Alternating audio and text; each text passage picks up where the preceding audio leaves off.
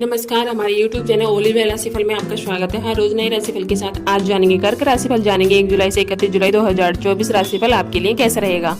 आने वाला समय, आने वाला महीना कैसे रहने वाला, ग्रह नक्षत्र क्या परिवर्तन करेंगे, देवगुरु बृहस्पति की कृपा आप पर कैसी बनी रहेगी जुलाई के महीने में। जानेंगे आपके करियर के तौर से, स्वास्थ्य के तौर से, पारिवारिक जीवन के तौर से आपकी आर्थिक स्थिति कैसी रहेगी। शिक्षार्थियों के लिए जुलाई का महीना कैसा रहेगा। कारोबार वालों के लिए जुलाई का महीना कैसा रहेगा, सभी पर विस्तार से चर्चा करेंगे और अंत में हम आपको बताएंगे उपाय, इसीलिए अंत तक जुड़े रहें। आइए जानते हैं करियर के दृष्टिकोण से आपके लिए महीना कैसा रहेगा। दशम भाव के स्वामी मंगल महाराज अपने ही दशम भाव में विराजमान रहकर आपके कार्य क्षेत्र को मजबूती देंगे। आप अपनी नौकरी में जमकर काम करेंगे और एक टीम लीडर की तरह अपनी टीम का नेतृत्व भी करेंगे। लोग आपके काम से प्रेरित होंगे, इससे आपको तवज्जो मिलेगी। कार्य क्षेत्र में आपका दबदबा बढ़ेगा। आपको पदभार में वृद्धि का भी तोहफा मिल सकता है। देवगुरु बृहस्पति एक दशा भाव में विराजमान रहेंगे। 7 जुलाई से एक दशा भाव के स्वामी शुक्र महाराज प्रथम भाव में आ जाएंगे, जो आपको अच्छी पदोन्नति और तनख्वाह में वृद्धि की स्थिति भी बनाएंगे। छठे भाव के स्वामी देवगुरु बृहस्पति ही है, जो एक दशा भाव में विराजमान है, इसलिए संघर्ष करने से नौकरी में सफलता मिलेगी। आपकी मेहनत आपको ऊंचाइयों पर लेकर भी जा सकती है।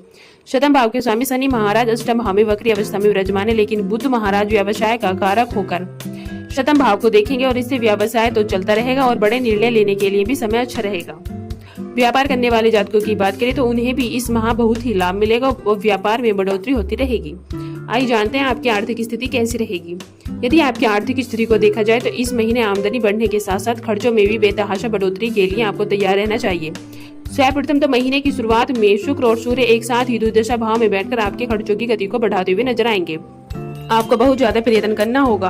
अपने खर्चों को नियंत्रण में रखें, अन्यथा आपकी आमदनी के अनुपात में वह बहुत ज्यादा बढ़ सकते हैं और बाद में आपको परेशानी भी उठानी पड़ सकती है। हालांकि पूरे महीने देवगुरु बृहस्पति एक दशा भाव में बैठकर आपकी आर्थिक स्थिति को मजबूत बनाने में पूरा योगदान देंगे, लेकिन खर्चे ज्यादा होने के कारण समस्याएं बढ़ सकती हैं। जानते हैं आपका स्वास्थ्य कैसा रहेगा। स्वास्थ्य के दृष्टिकोण से यह महीना मध्यम रहने वाला है। यह महीना आपको चेतावनी दे रहा है कि आप अपने स्वास्थ्य का विशेष ध्यान रखें, क्योंकि स्वास्थ्य सबसे बड़ा धन है। यदि आप इस धन को गवा देंगे तो बाकी किसी धन का कोई मोल नहीं रह जाता। आपकी राशि से अष्टम भाव में वक्री अवस्था में शनि महाराज नित्य प्रति अनुशासित होकर अपने शारीरिक संतुलन बनाने के लिए आपको प्रेरित करेंगे, क्योंकि यदि आप ऐसा नहीं करते तो छोटी मोटी शारीरिक समस्याओं को नजरअंदाज करते हैं तो आपकी ये लापरवाही भरा रवैया आपको किसी बड़ी बीमारी की ओर लेकर जा सकता है। इसलिए अपने स्वास्थ्य का ध्यान रखें और सावधानी बरतें।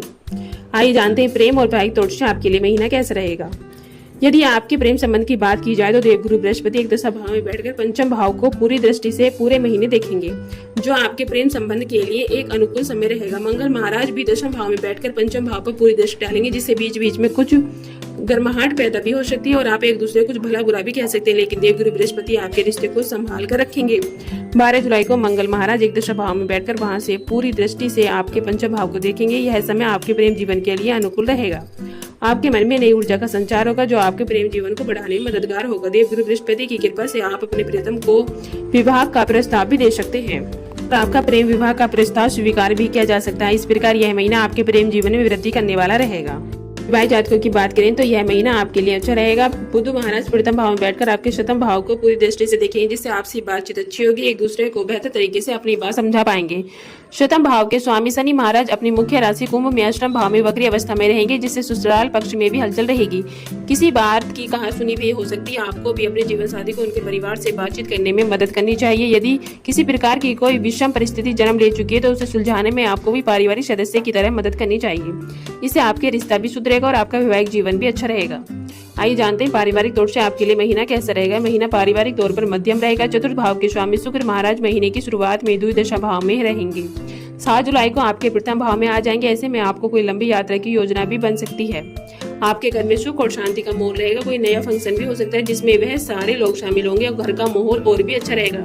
10वें भाव में बैठे मंगल महाराज महीने की शुरुआत से लेकर 12 जुलाई तक आपके चतुर्थ भाव को पूरी दृष्टि से देखेंगे, जिससे आप कोई नई संपत्ति खरीदने में रुचि दिखा सकते हैं। उसके लिए प्रयास करते रहें। महीने के उत्तरार्ध में जब 12 जुलाई को मंगल वृषभ राशि में एक दशा भाव में आ जाएंगे, तब आपकी संपत्ति में वृद्धि होने का समय हो सकता है और कोई अपनी संपत्ति के विक्रय से आपको लाभ भी प्राप्त करा सकता है। यह संपत्ति आपकी उम्मीद के मुताबिक अच्छे दाम देकर जाने वाली रहेगी, इसलिए आपको खुशी होगी।